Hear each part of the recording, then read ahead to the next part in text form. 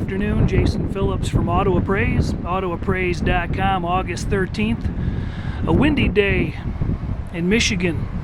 We're about 25 miles south of the infamous Back to the Bricks cruise, which launches tonight.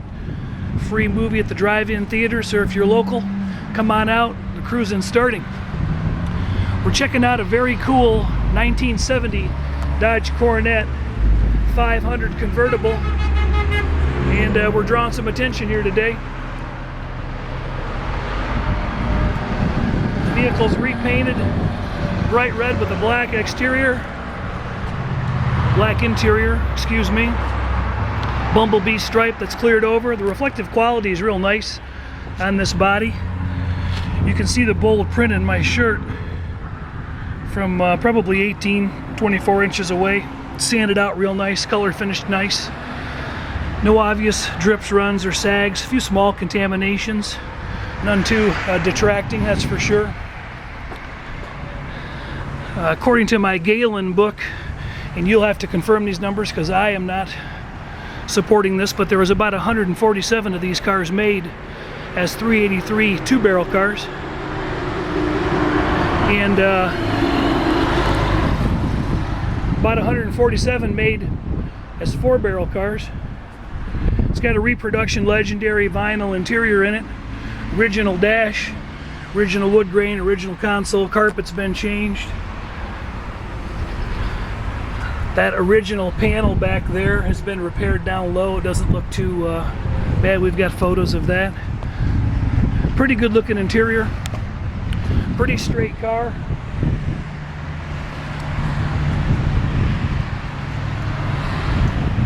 I've got a bubble magnet here.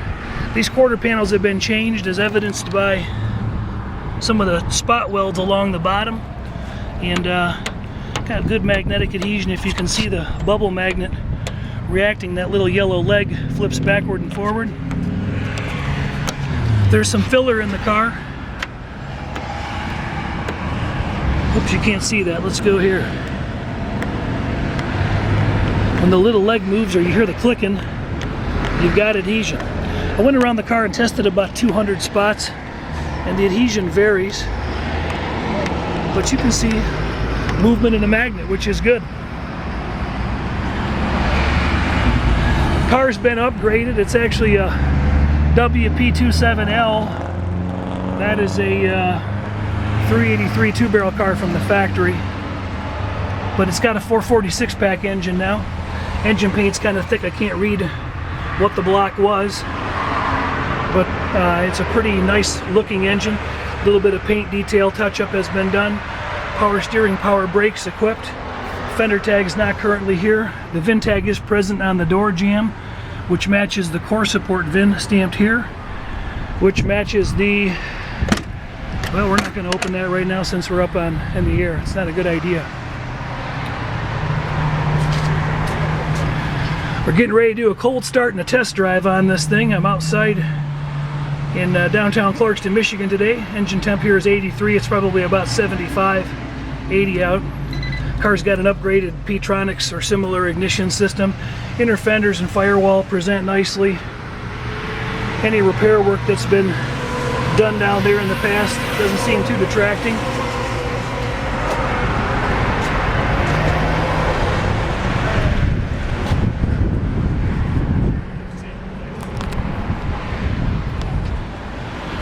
Trunk is looking pretty good.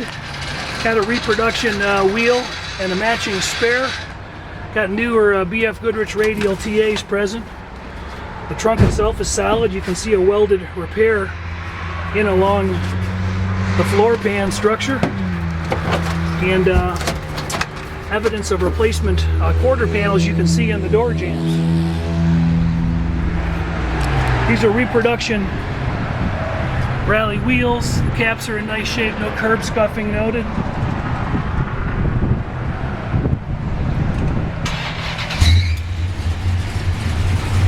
And you can see the reflective quality is pretty nice. We're taking it for a test drive, so bear with us. I'm sorry for all the wind noise. I know that's windy. Pretty straight car down the sides. Bumpers look like reproduction units. Typical fitment. Car's fired up cold, no knocking, no obvious major smoke and little condensation you can see heading out there. I've not tried the convertible top yet. Doors close pretty nice. The glass is showing some age. Windshield's been changed. Side glass rolls up and down as it should, but it's got some general light age scratches present.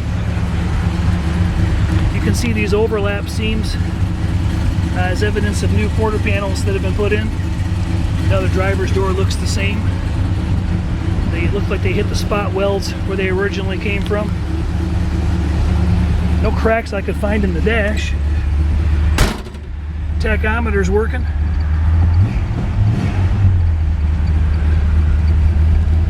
It's possible we're going to get some rain here, so. There's been a repair on the dash down here.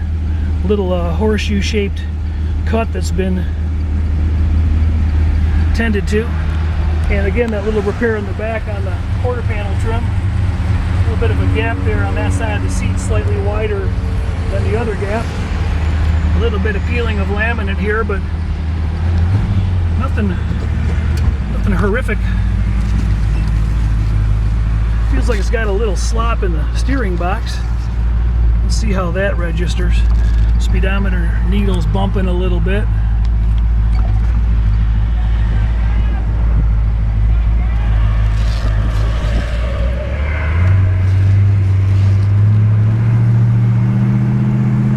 Gas gauge appears to be functioning, although we'll find out if it quits. Temp gauge hasn't started coming up yet. Tachometer's working.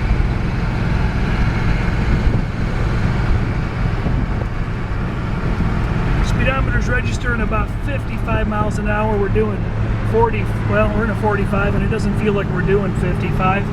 Might be registering a little high. I didn't notice any active leaks when we had the car jacked up. I meant to give you a nice underbody look, and I didn't get to it before I had some assistance dropping the jack. We'll pull up over here and show you the underbody. It's an older, what appears to be a rotisserie restoration with some driven miles. There's definitely some play in the steering box. I did note when I was under the car that there's some older front end parts. Ball joints and tie rod ends don't necessarily look new. But hands off the wheel here at what appears to be 55,000 miles, or 55 miles an hour. And the car tracks the road pretty straight. Stabbing on the brakes. Yeah, no major pull noted. Turn signal wand is a little bit sloppy.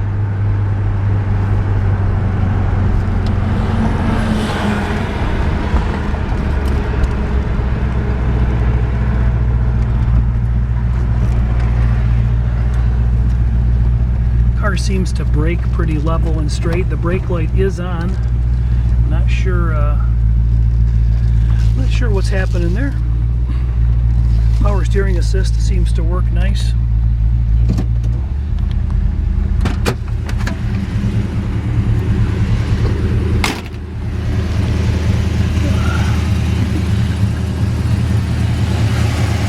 Underbody, that'll light up in a minute.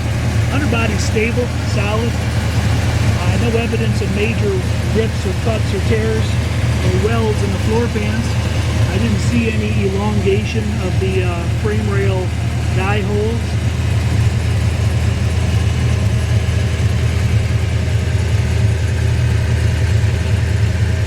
Hinge weld down here has been, I think these rockers have probably been changed.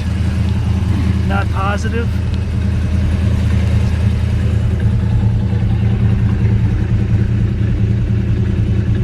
Back end frame rails, that'll come into focus in a minute. I'm going to do a quick lens wipe here. I apologize for that. It's going to be a little clearer. Replacement gas tank. Evidence of some repair work done on the trunk pan. It's a nice straight looking driver. I have not run the top up and down. That'll be the last thing I do. 2¼ inch exhaust, just common stock mufflers, got the rectangle port tailpipes. The 440 seems to run pretty good. I didn't date code it, I don't know what year it's out of. Got 3-speed wipers, they work. A little clunk going into gear.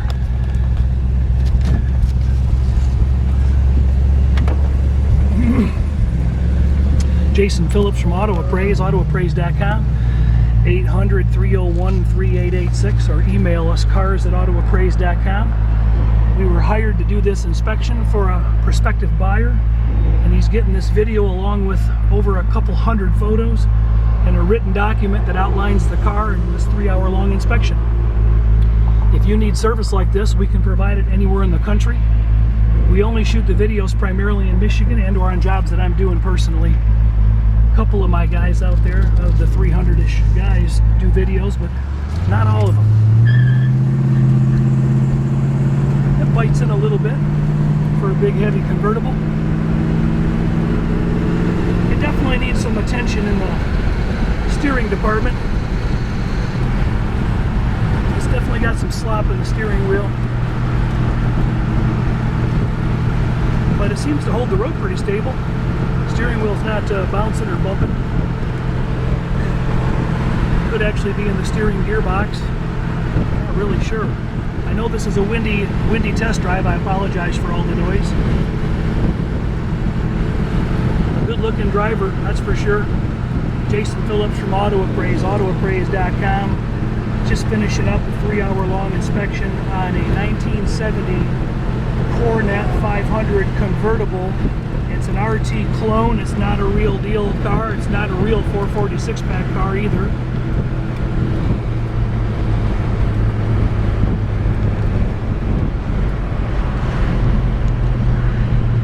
I'll get up here and get one quick jump on the car before we take off. Traffic's kind of heavy.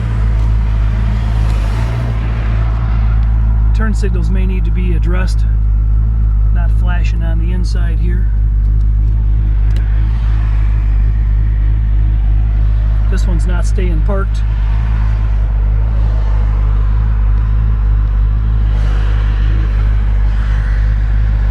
One more minute, traffic will clear.